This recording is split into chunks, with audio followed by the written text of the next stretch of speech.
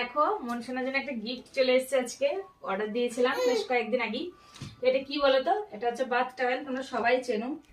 কেমন লাগছে কমেন্ট করে অবশ্যই জানাবে, রেড কালারের, আর দেখো মাথায় টুপিও রয়েছে। তো চলো মনসোনার রিয়াকশনটা একবার দেখে নিই, চলো। এটা কার জন্য দিয়েছি? এটা কে পাবে?